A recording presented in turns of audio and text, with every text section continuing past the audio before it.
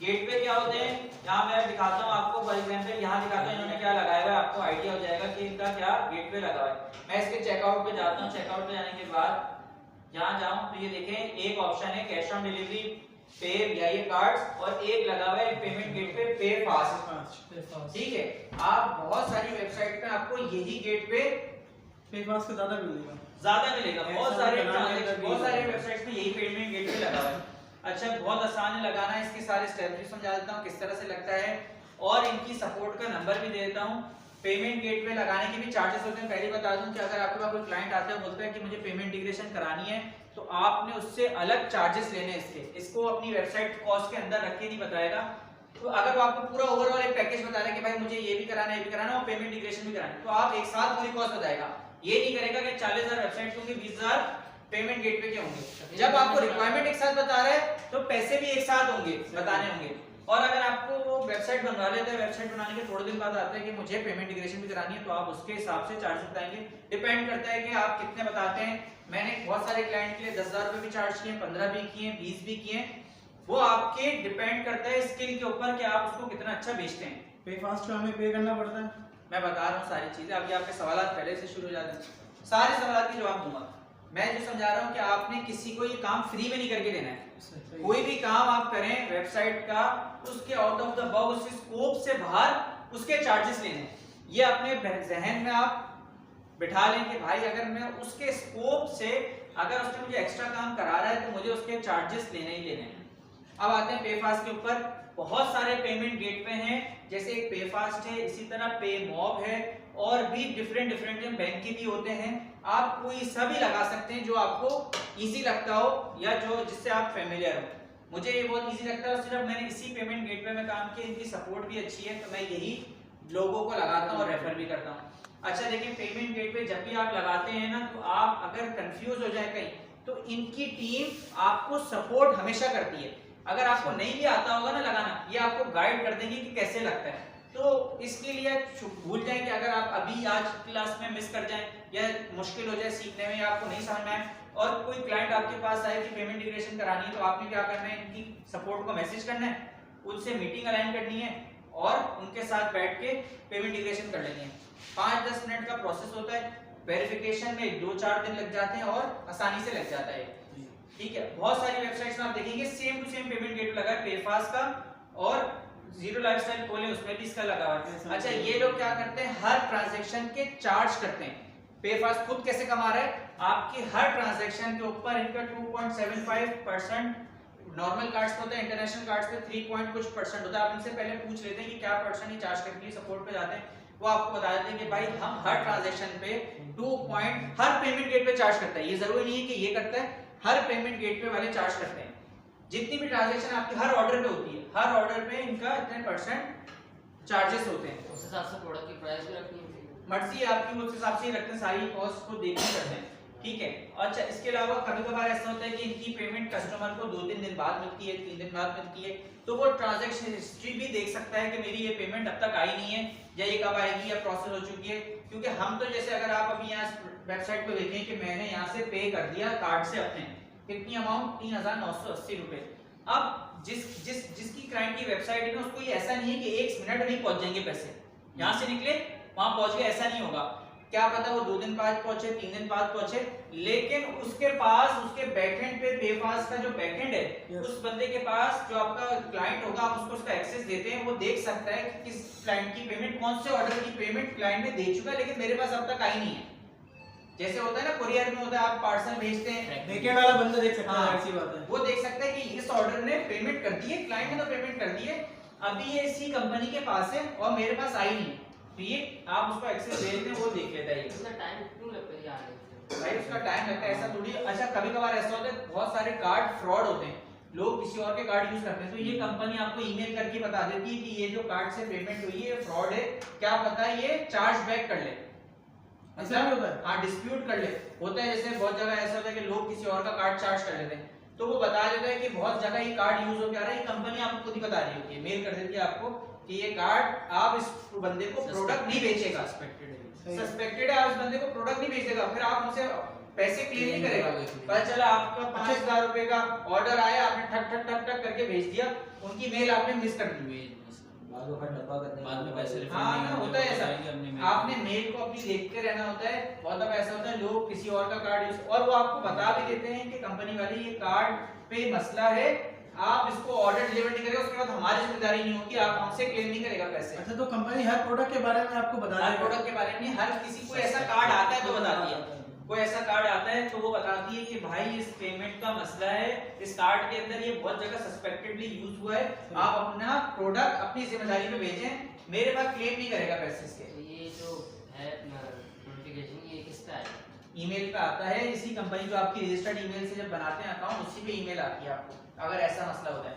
अच्छा, पहली बात ये। दूसरी बात ये कि ये पे फास्ट के लिए जो मैंने चार्जेस हैं आप उनसे पूछ सकते हैं, और ये आपने क्लाइंट को बताना लाजमी होते हैं कि भाई ये हर ट्रांजैक्शन पे इतने चार्ज करेगा। पता चला क्लाइंट आपसे बाद में आर्ग्यू करने लगा कि आपने तो बताया नहीं था, मेरा अमाउंट जो ये आती है हर में से 3% 2% कट रहा होता है, तो आप उसको पहले ही बता देते हैं भाई ये मेरे चार्जेस नहीं, ये कंपनी के चार्जेस हैं, जो वो कटेंगे ही कटेंगे। भले आप ये लगाएं या कोई और सा पेमेंट गेटवे लगाएं, हर पेमेंट गेटवे में कोई ना कोई चार्जेस होते हैं, 2.5%, किसी का 3 होता है, किसी का कुछ होता है। तो ये आप, अगर आपको ये नहीं लगाना, आप कोई और सा लगाना है, तो आप उनकी कंपनी से पूछ लेते हैं पहले ये सवाल कि आप पर ट्रांजैक्शन क्या चार्ज करेंगे। सर अभी कल की बात परसों की मैंने इसी तरह पेमेंट ना गेट पर देख रहा था इसकी मस्कल मेल की। मैं सिर्फ जो ना पे में मैंने क्लिक करा है, देन मैंने जो ना उसको अपना मिनिमाइज कर दिया, उनके कॉल आ गई कि आपने जो ये प्रोडक्ट देखी है और इसके बारे में आप क्या चाहते हैं। फिर उन्होंने मुझे ज़रा कन्विंस करा कि आगे ले लें। मैंने बोला फिलहाल मैं सोच रहा हूँ, जाहिर सी बात है मैं कुछ देखने के लिए आया था वहाँ पर। तो उसके बाद यानी कि अबेंडेंट जो चेकआउट होता है वो वाला ईमेल चले आता है, उसके बाद हाँ, आपने डिटेल्स डाली होंगी, डिटेल डाल दी थी मैंने। ट्रैक कर रहे होते हैं ना वो, चला जाता है ना, मैंने बताया था। हाँ हाँ हाँ, बताया था। यही मैं चेक कर रहा था, मैंने बोला ये चेक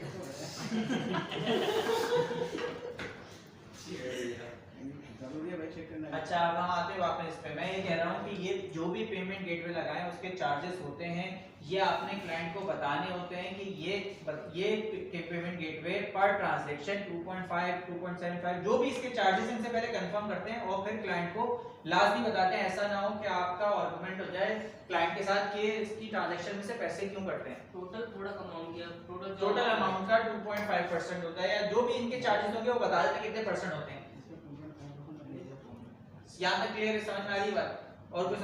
अच्छा, ये पेमेंट जो सबसे मेन बात है, ये पेमेंट गेटवे जब लगता है जब आपकी वेबसाइट में shipping policy, refund policy, return policy, अपना कॉन्टैक्ट डिटेल्स, ये सारी चीजें होना लाजमी है। ये पेमेंट, कोई भी पेमेंट गेटवे लगेगा नहीं जब तक आपकी वेबसाइट में return policy, shipping policy, return policy, ये सारी पॉलिसीज आपकी वेबसाइट में नहीं है, ये पेमेंट गेटवे नहीं लगेगा। कोई भी पेमेंट गेटवे नहीं लगता है, क्योंकि उनको कोई मसला हो क्लाइंट का या कस्टमर का कोई मसला हो तो वहां सारी पॉलिसीज मेंशन हो, क्योंकि इनको कार्ड से वापस भी ट्रांजैक्शन करनी पड़ेगी ना, तो वो कंफर्म करने के लिए आपकी ये सारी पॉलिसीज आपकी वेबसाइट में होनी चाहिए। जब भी आप किसी भी पेमेंट गेटवे को देखेंगे, नीचे देखेंगे सारे टर्म्स एंड कंडीशन, सारी चीजों की पॉलिसीज वेबसाइट में होती ही होती हैं। जिस भी वेबसाइट में पेमेंट गेटवे होगा उसमें पॉलिसीज लाजमी होंगी, ये रिक्वायरमेंट होती है, अदरवाइज ये पेमेंट गेटवे नहीं लगेगा, कोई भी पेमेंट गेटवे नहीं लगेगा।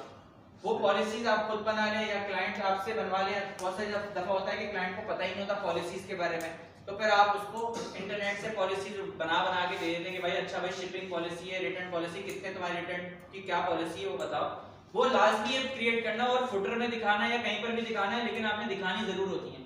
ये नहीं कि बैकएंड में बना ली और कहीं दिखा नहीं रहे, ऐसा नहीं है। पॉलिसीज जो है कस्टमाइज करना जरूरी है, जो बाय डिफॉल्ट शॉपिफाई की तरफ से आ रही है वो कस्टमाइज करना जरूरी है। तो शॉपिफाई आपने बना के दे रहा है ना, शॉपिफाई की सिर्फ और सिर्फ प्राइवेसी पॉलिसी होती है जो बाय डिफॉल्ट होती है। लेकिन सर जब हम ऑन करते हैं तो वो उसको हाँ, वो तो बाय डिफॉल्ट बना के दे रहा होता है, लेकिन वो आपके बिजनेस के हिसाब से थोड़ी है। पता चला उसने कहीं 30 दिन लिखा, आप 7 दिन करते हो, तो आप क्या करोगे भाई?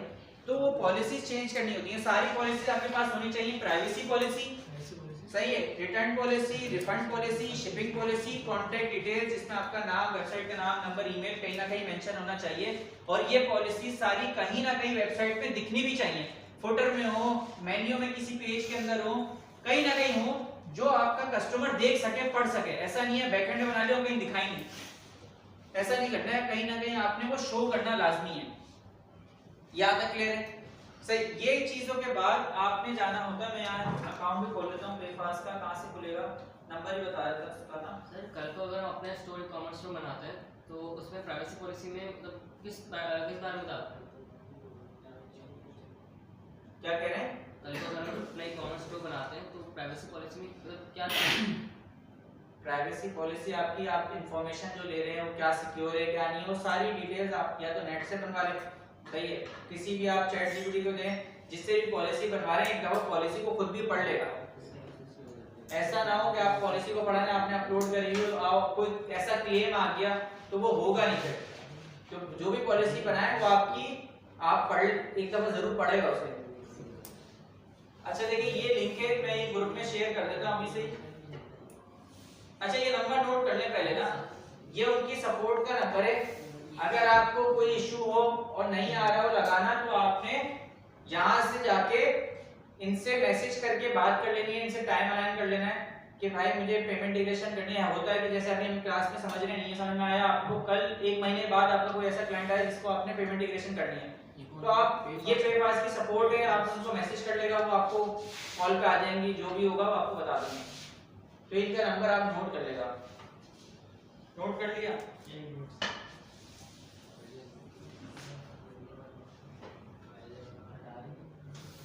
मैं दोबारा ला देता हूँ नंबर यार।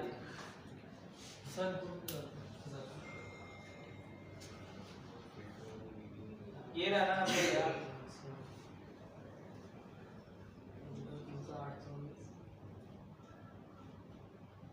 अच्छा ये लिंक पे जाना है, यहाँ अकाउंट टैब पे जाके आपने मर्चेंट सेलेक्ट करना है और यहाँ आपने जो आपका बिजनेस का नेम है वो रखेंगे, कोई भी बिजनेस का नेम है, सेलेक्ट सिटी करेंगे, जो भी आपका सिटी है।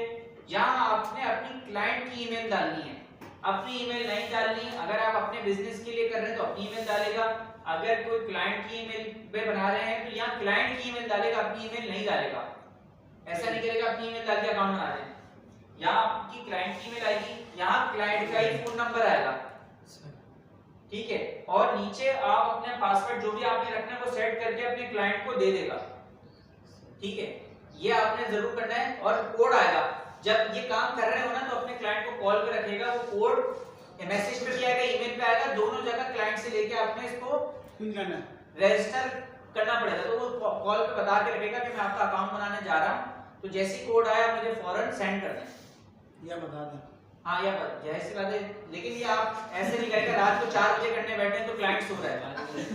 इसीलिए पहली चीजें बता रहा हूँ कि छोटी छोटी बारीकियां, कि आप ऐसा ना कंफ्यूज हो जाए कि भाई आप क्लाइंट को कॉल करें, क्लाइंट उठा नहीं रहा, तो आप क्लाइंट को पहले फोन कर देगा कि मैं आपका अकाउंट बनाने जा रहा हूँ, जैसी कोड आया मुझसे शेयर कर देगा। अच्छा जब आप रजिस्टर करेंगे ना तो स्क्रीन आएगी इस तरह की,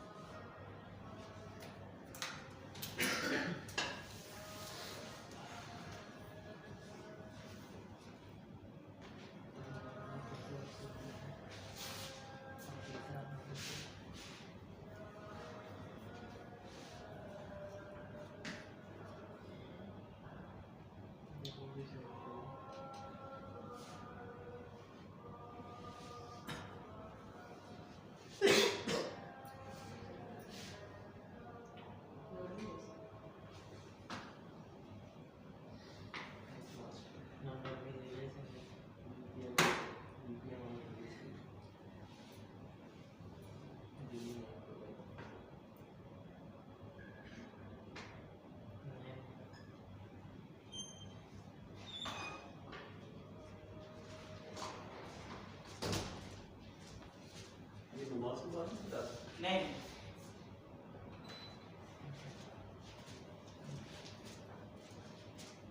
अच्छा देखिए मैंने किसी क्लाइंट का लॉगिन करा है जिसके साथ मैंने पेमेंट इंटीग्रेशन की थी। जब आप लॉगिन करेंगे ना तो आपके पास ऐसी स्क्रीन आ रही होगी, आपने जाना है डेटा प्रोसेसिंग में। प्रोसेसिंग में जाने के बाद यहाँ आपने पेमेंट गेटवे पे चेक मार्क करना है। चेक मार्क करने के बाद यहाँ आपने अपने बिजनेस का लीगल नेम डालना है और यहाँ आपने अपनी बिजनेस की टाइप सेलेक्ट करनी है, इंडिविजुअल है, सोल प्रोप्राइटरशिप है या प्राइवेट लिमिटेड है, जो भी आपकी बिजनेस टाइप है। तो आप यहाँ से बिजनेस टाइप सेलेक्ट करेंगे, अपना लीगल नेम लिखेंगे। उसके बाद आपने अपनी कैटेगरी यहाँ लिखनी है कि किस कैटेगरी का बिजनेस है, फ्रेग्रेंसेस है, रेस्टोरेंट है या ई कॉमर्स है, या जो भी आपका बिजनेस कैटेगरी है वो आपने यहाँ लिखनी है। अगर यहाँ लिखी हुई नहीं आ रही हो तो आप टाइप करके एंटर करेंगे तो वो यहाँ खुद ब खुद लिखी हुई आ जाएगी। अगर इस ड्रॉप डाउन में नहीं आ रही हो आपकी कैटेगरी तो आप खुद ब खुद टाइप भी कर सकते हैं जो आपकी कैटेगरी है। अच्छा, यहाँ आपने एनुअल सेल बतानी है, जो भी आपकी एनुअल सेल है। अगर आपका बिल्कुल फ्रेश बिजनेस है तो कोई भी एनुअल सेल डाल देगा, 10 लाख 5 लाख जो आपको समझ में आ रही है, और एवरेज मंथली सेल डाल देगा। ऐसा ना हो कि average monthly sale annual sale से ज्यादा चली जाए।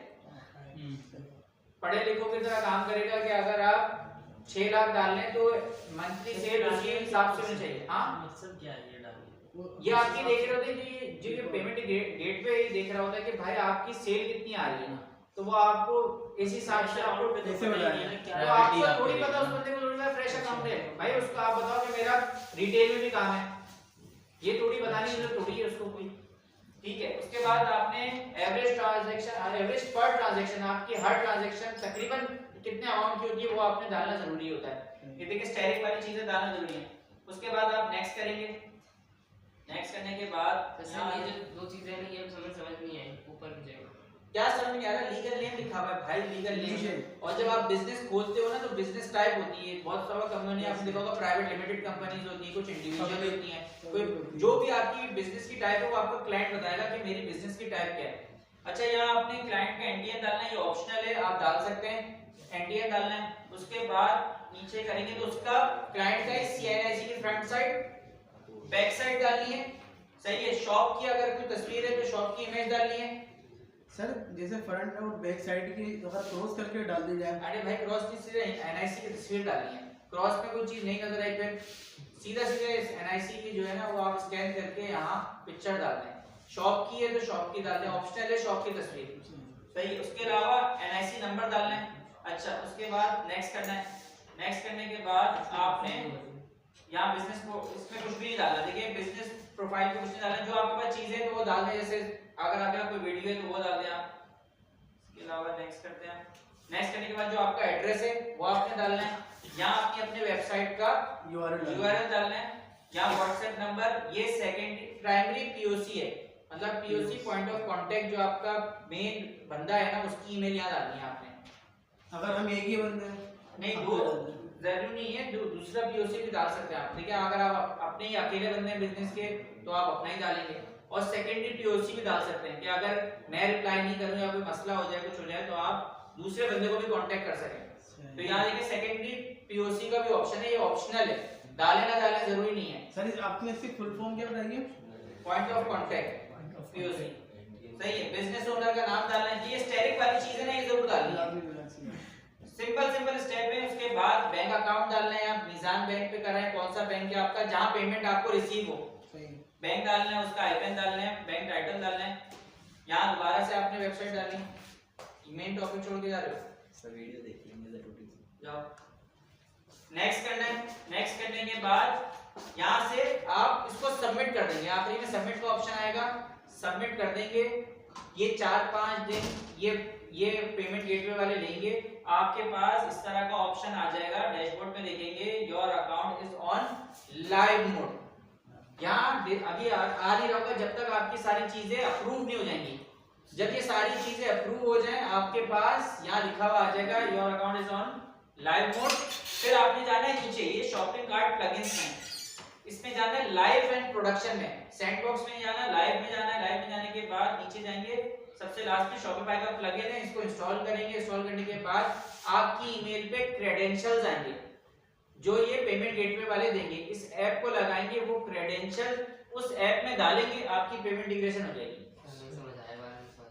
इसलिए समझ में आया क्योंकि अभी प्रैक्टिकली करके नहीं दिखाया। जब आपका अकाउंट लाइव होगा ना तो वो आपको एक क्रेडेंशियल भेजेंगे, आईडी पासवर्ड भेजेंगे, ये पेमेंट गेटवे वाले आपकी ईमेल पे, जो आपने ईमेल डाली है, जिस ईमेल से अकाउंट बनाया ना, जो आपका प्राइमरी पीओसी है, उस ईमेल पे आईडी और पासवर्ड आएगा।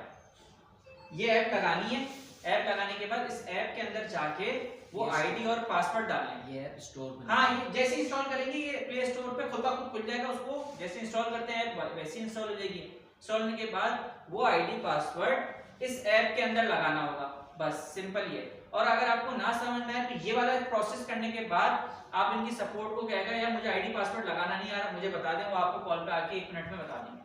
जबरदस्त। बिल्कुल सिंपल है ये। आपकी पेमेंट Shopify इंटीग्रेशन से कनेक्ट कैसे हो? Shopify पे इंस्टॉल करनी होगी। हाँ मैं ये दिखा हुआ है ना, इसीलिए हम Shopify, अगर आपकी वेबसाइट किसी और पे होती, देखो मजेंटो पे लिखा हुआ है, ये मजेंटो का है, इसी तरह वर्डप्रेस का ऊपर लिखा हुआ है, वो कुमार से लिखा हो। तो ये हमने जो ऐप इंस्टॉल कर ली, उसमें आईडी पासवर्ड हमने डाल दी, तो वो Shopify पेमेंट में इंटीग्रेशन ऑन हो जाएगी आपकी। चेकआउट पे जाके आप देखेंगे कि आपका पे पास का आ रहा होगा। यहाँ तक आपने किसी को कांटेक्ट नहीं करना, ये प्रोसेस आप खुद ही कर लेगा। इसको इंस्टॉल करने के बाद जब आईडी पासवर्ड आपकी ईमेल पे आ जाए, आप उनकी सपोर्ट का नंबर दिया है, आप उसको कॉल कर ले, क्योंकि अभी बिल्कुल लाइव वेबसाइट नहीं, इसलिए हम बता भी नहीं पा रहे। बस वो आईडी पासवर्ड आपने लगाना है, बाकी आपका सारा प्रोसेस हो जाएगा। सिंपल है, बहुत सिंपल प्रोसेस है, और इसके कम से कम 10, 15, 20 हज़ार रुपए आप चार्ज करते हैं। मैंने आज 2 चीजें बताई हैं, 2 चीजें बहुत ज्यादा इंपॉर्टेंट थी, जो लोग क्लास में मिस कर गए हैं उनको मैं रिपीट नहीं कर सकूंगा। अब वो या तो नेक्स्ट कोर्स में या तो वीडियो देख के इसको कवर करें। सही है, क्लियर है? चलिए ठीक है, फिर इंशाल्लाह नेक्स्ट क्लास में लास्ट में आएगा, और उससे नेक्स्ट क्लास में पेपर है।